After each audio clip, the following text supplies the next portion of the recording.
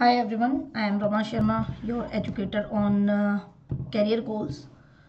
आज हम लोग एक बहुत ही इम्पोर्टेंट टॉपिक के बारे में बात करने वाले हैं जिसका नाम है एंडोसल्फान। कल के द हिंदू में एक न्यूज़ आई और वो न्यूज़ भी देखेंगे। न्यूज़ में क्या कहा गया, एंडोसल्फान यूपीएससी के लिए इम्पोर्टेंट क्यों है और क्या ही वो सारी चीज़ें हैं जो हमको इसके बारे में पता होनी चाहिए। ठीक है, तो सबसे पहले चलते हैं न्यूज़ के लिए। और ये ऐसी एक न्यूज़ है जो कि काफ़ी इंपॉर्टेंट है और साइंस एंड टेक में आपसे ये ड्रग के बारे में पूछा जा सकता है। बेसिकली ये एक ड्रग है, एक दवा है। तो देखते हैं क्या है ये। ठीक है, ये कल के न्यूज़पेपर में एक न्यूज़ आई है, 1 जून के न्यूज़पेपर में। आप लोग देखना चाहेंगे तो आप इसको कल के न्यूज़पेपर में देख सकते हैं। न्यूज़ है, डिमांड ऑफ एल्डोसल्फान विक्टिम्स अनफुलफिल्ड।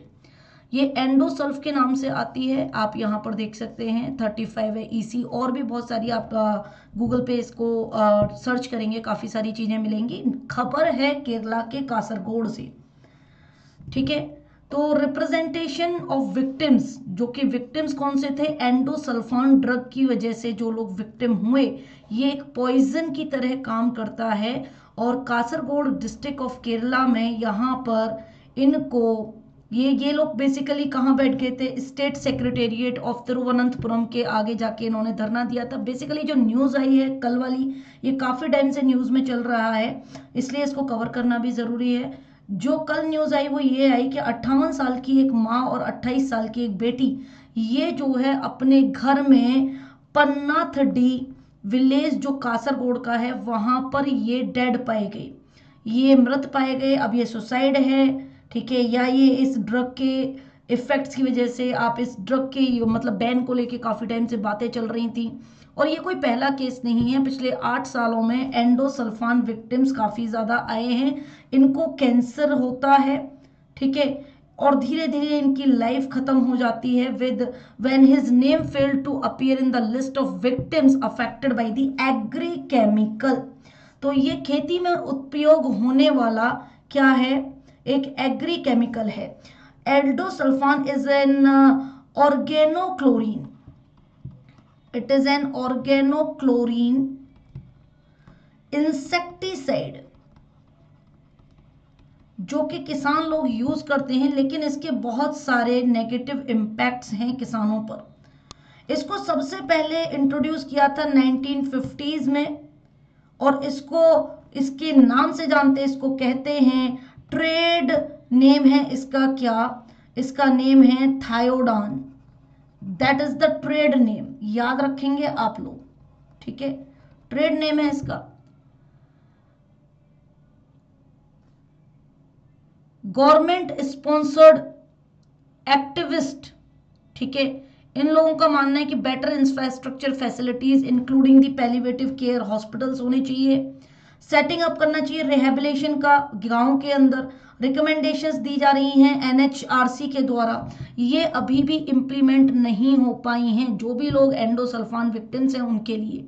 के Ashokan, secretary of the confederation of endosulfan victim right collective, इनका कहना ये है, ठीक है। इन्होंने बताया कि the mother was under huge stress after her endosulfan affected daughter, इसको भेज दिया गया था वापस स्कूल से, ठीक है, send back from the special school at Parappa, ठीक है। तो इनके लिए क्या होना चाहिए, पैलिएटिव केयर हॉस्पिटल्स होना चाहिए। ए रहमान जो कि एक एक्टिविस्ट है, इनका कहना है कि डिमांड करी जा रही है यहाँ पे पैलिएटिव केयर हॉस्पिटल्स की, ताकि एंडोसल्फान विक्टिम रिहेबिलिटेशन विलेजेस बनाए जा सके।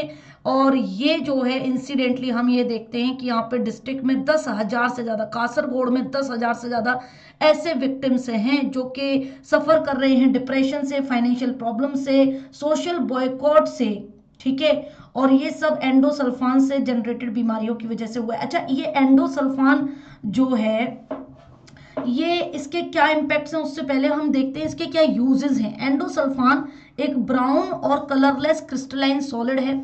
इसके क्रिस्टल का आर्किटेक्चर कुछ ऐसा होता है, मतलब क्या एक रिप्रेजेंटेशन ऐसी होती है, मैंने आपको बताया ही क्या है, ये ऑर्गेनोक्लोरीन इंसेक्टिसाइड है। तो आपको यहाँ पे क्लोरीन कंपाउंड्स आपको बहुत देखने के लिए मिलेंगे, ठीक है।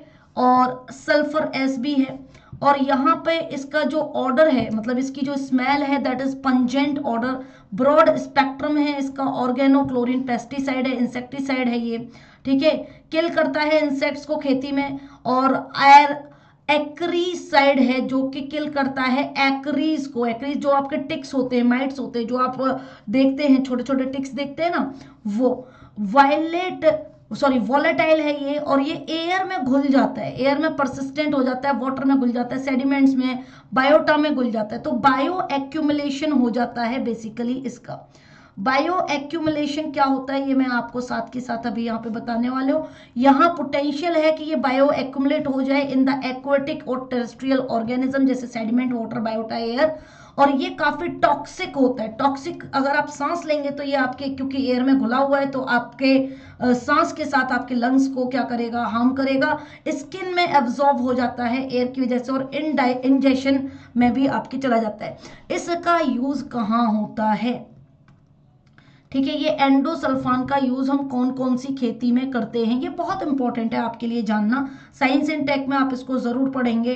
जैसे कि आपकी कॉटन की खेती है उस पर आप छिड़कते हैं इसको, काजू कैश्यू की खेती है उस पर आप छिड़कते हैं इसको, फ्रूट्स पे आप इसको छिड़कते हैं, चाय की खेती पे आप इसको छिड़कते हैं, पैडी क्रॉप्स के ऊपर आप इसको छिड़कते हैं, टबैको की खेती के ऊपर आप इसको छिड़कते हैं, ठीक है, एक्सेट्रा एक्सेट्रा एक्सेट्रा। ये सारी जो मेजर चीजें जो हम खाते, सोचिए ये छिड़कने भर से जो लोग गांव के लोग हैं, जो लोग खेती में इन्वॉल्व हैं, उनको इतनी प्रॉब्लम्स हो रही हैं, तो ये सारी चीजें हम खाने में हमको क्या होगा, ठीक है।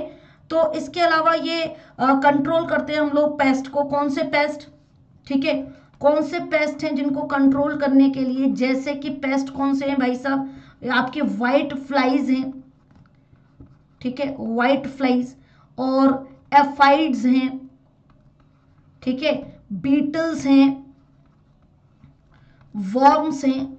इस तरीके के कीड़े मकोड़ों, इंसेक्ट्स और पेस्ट को हम लोग दूर रखने के लिए खेती से ये सब करते हैं, लेकिन उसके लिए इतना खतरनाक जो है हम लोग यूज कर रहे हैं एक पेस्टिसाइड। बायो एक्यूमुलेशन क्या होता है, बायो एक्यूमुलेशन बताते हुए, ये एक प्रोसेस है जहां पे जो टॉक्सिन्स हैं धीरे धीरे धीरे धीरे आपके फूड वेब में आते जाते हैं, ठीक है। मान लीजिए पहले ये मछली को वाटर से मिला, ठीक है, अब इस मछली ने किसी दूसरी मछली को खाया, उसके अंदर चला गया, ठीक है, फिर इसको यहाँ पे मिल गया, फिर ये बड़ी मछली है मान लीजिए कोई, टाइम बाय टाइम ये बायो एक्यूमुलेट होते रहते हैं। एक तो मतलब आपके खुद के सिस्टम में एक्यूमुलेट होते हैं, और दूसरा जो है पूरा का पूरा फूड वेब में ये मिक्स हो जाते हैं, क्योंकि फूड वेब क्या है, जहां पर एक जीव दूसरे जीव के ऊपर डिपेंडेंट है। जबकि बायो मैग्निफिकेशन एक ऐसा प्रोसेस होता है जहां पर टॉक्सिन्स जो हैं पास होते हैं वन ट्रॉफिक लेवल से अगले ट्रॉफिक लेवल में, और इनका कंसंट्रेशन बढ़ता जाता है फूड वेब के अंदर। जैसे यहाँ पर ये जो है ना, ये बायो मैग्निफिकेशन दिखाया जा रहा है कि धीरे धीरे धीरे धीरे समय के साथ मैग्नीफाई हो रहा है, कंसंट्रेशन बढ़ रहा है। लेकिन बायो एक्यूमुलेशन में क्या है, ये फूड वेब में जो है जाके क्या हो जाता है, पूरा का पूरा समाहित हो जाता है। इसके इम्पैक्ट है बिल्कुल, एनवायरमेंट पे भी इनके इम्पैक्ट है, और एनिमल और ह्यूमन इम्पैक्ट्स भी हैं इनके। तो एनिमल और ह्यूमन इम्पैक्ट्स में हम ये न्यूज देख ही रहे हैं जहां पे लोगों को कैंसर जैसी बीमारियां हो रही हैं। तो इसको ना पूरा वर्ल्ड वाइड, पहले भी न्यूज़ेस आती रही हैं, इसको पूरा वर्ल्ड वाइड बैन करने के लिए, ठीक है, बैन करने के लिए। आप देख रहे हैं यहाँ पे बच्चे ऐसे, इनके हाथ ऐसे हो जा रहे हैं, इनका सर देखिए आप ऐसे हो जा रहा है। आप देखेंगे तो बहुत सारी आपको दयनीय अवस्था वाली ऐसी फोटोज यहाँ पर दिखेंगी।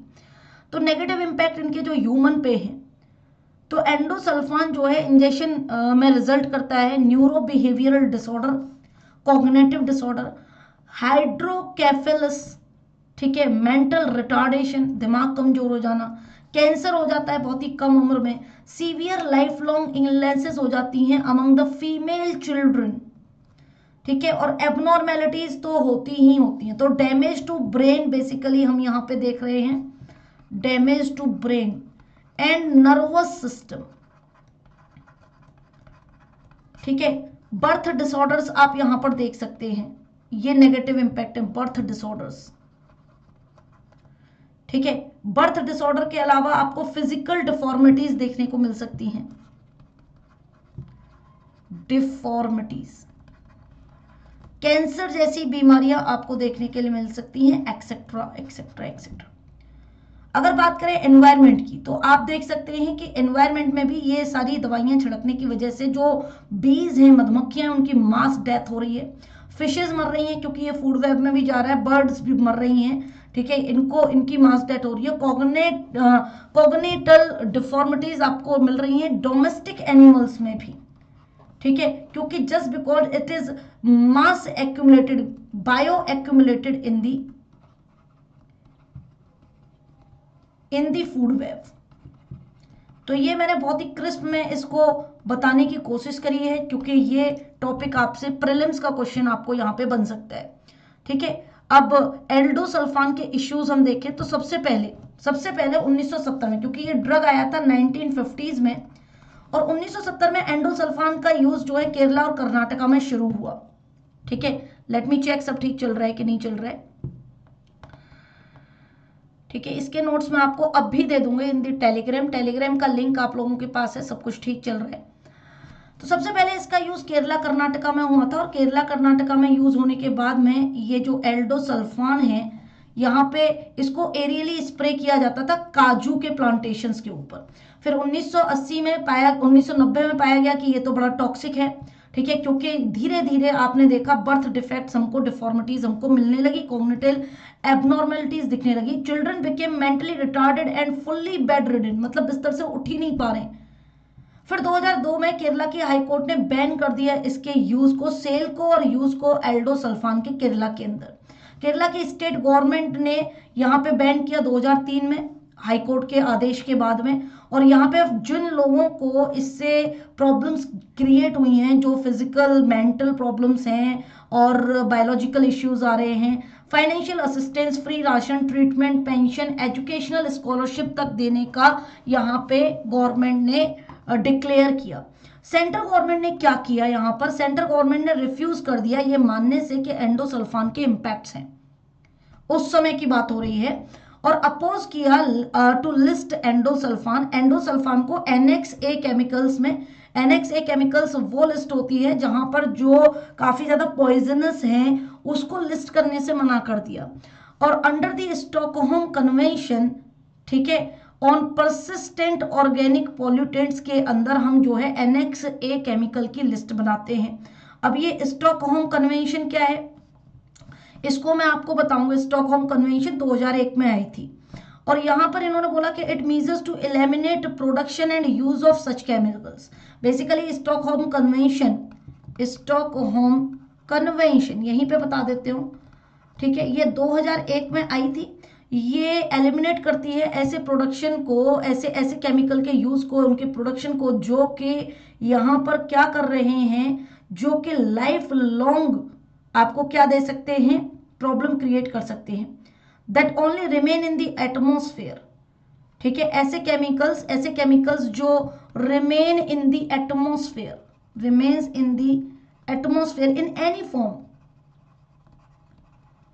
और एटमोस्फेयर में फॉर अ लॉन्गर पीरियड, ठीक है, फॉर अ लॉन्गर पीरियड, और ये जो है बायो एक्यूमुलेट भी हो, ऐसे प्रोडक्ट्स को, ऐसे ऑर्गेनिक ऐसे केमिकल्स को ये बैन करता है। इस कन्वेंशन के हिसाब से बैन कर देना चाहिए, इनके प्रोडक्शन पे प्रिवेंशन लेके आनी चाहिए। ये स्टॉकहोम कन्वेंशन कहता है, रिड्यूस करता है the concentration of persistent organic pollutant, POPs जिसको हम बोलते हैं। आगे चलते हैं, फिर 2010 में क्या हुआ कि सेंट्रल गवर्नमेंट ने तो उस टाइम पे मना कर दिया, लेकिन 2010 में नेशनल ह्यूमन राइट कमीशन ने रिकमेंडेशन दी अपनी सेंट्रल गवर्नमेंट के लिए। इन्होंने कहा कि सेंट्रल गवर्नमेंट को क्या करना चाहिए, एडमिनिस्ट्रेटिव और लेजिस्लेटिव एक्शन लेके आने चाहिए टू बैन दी एल्डोसल्फान। और यहाँ पर इन्होंने centrally sponsored palliative care centre hospital खोलने चाहिए। स्टेट गवर्नमेंट को यहाँ पर प्रोवाइड करना चाहिए कंपनसेशन 3 से 5 लाख रुपए तक का। 2011 में इवन सुप्रीम कोर्ट ने भी पास कर दी है ad interim order to ban the endosulfan. Production, sale and use of endosulfan सबको जो है बैन कर दिया जाएगा in the country till further orders, ठीक है। तो ये आपकी पूरी न्यूज है। यहाँ पर आपको स्टॉकहोम कन्वेंशन पता होना चाहिए। यहाँ पे आपको एक और चीज पता होनी चाहिए जिसको हम कहते हैं रॉटरडैम कन्वेंशन, ठीक है। रॉटरडैम कन्वेंशन 1998 में आई थी। ये प्रमोट करती है cooperation and responsibility, cooperation and responsibility, ठीक है। किस चीज की? Sharing measure, responsibility sharing measures, ठीक है, अमंग डिफरेंट कंट्रीज। तो इसके बारे में आप पढ़िएगा, ठीक है। नहीं समझ में आए तो कमेंट में मेरे को बताइएगा। ऐसी कंट्रीज जो कि डील कर रही हैं, dealing with trade in hazardous, खतरनाक chemicals and is legally binding, legally binding on, it is legally binding, ये कन्वेंशन लीगली बाइंडिंग है ऑन मेंबर नेशंस, ठीक है। तो पीआईसी, यहां पर एक टर्म आप देखते हैं रॉटरडैम कन्वेंशन में, पीआईसी। पीआईसी क्या है? Prior informed consent, prior informed, पहले से सूचित किए गए कंसेंट। कंसेंट आपकी जो है इच्छा मांगते हैं कि हाँ आप जो है इस चीज के, it is the main feature of the convention और it is legally binding on the party members, कि उनको प्रायर इन्फॉर्म करना पड़ेगा और सबका कंसेंट लेना पड़ेगा। पीआईसी फैसिलिटी इंफॉर्मेशन एक्सचेंज करती है about the nature and the trade related the information among the party members, ठीक है, मेंबर नेशंस। तो ये है आज का हमारा टॉपिक। इस पे एक क्वेश्चन है, Supreme Court has banned the production, sale and use of endosulfan in India. हाँ, बैन किया था और ये बोला था कि जब तक फर्दर ऑर्डर्स नहीं आए, अभी कोई ऑर्डर नहीं आया है इस पे, 2011 में बैन है। Endosulfan is an annex A chemical under Stockholm convention, नहीं, ये सेंट्रल गवर्नमेंट ने इसको नहीं किया था, ठीक है, सेंट्रल गवर्नमेंट ने इसको रिफ्यूज कर दिया था, opposed to list endosulfan annex A chemical, ठीक है। तो यहां पर क्या है? One only is the correct है, ठीक है। न्यूज तो यही है कि भाई गवर्नमेंट को क्या करना चाहिए, इसको एनेक्स ए की कैटेगरी में डाल देना चाहिए। तो आप लोगों के लिए ये एक न्यूज थी जो काफी इंपॉर्टेंट है। आप लोग पढ़ेंगे एनेक्स ए केमिकल्स क्या होते हैं, और अगर ये छोटा सा शॉर्ट वीडियो, ये शॉर्ट टॉपिक पसंद आया तो लाइक करेंगे, कमेंट करेंगे, शेयर करेंगे, और चैनल को यदि अभी तक सब्सक्राइब नहीं किया है तो चैनल को सब्सक्राइब भी कर लीजिएगा। ऐसी ही न्यूज़ेस जो बहुत इंपॉर्टेंट हैं वो हम यहाँ पे डिस्कस करते रहेंगे, ठीक है। Till then take care, bye, have a nice day.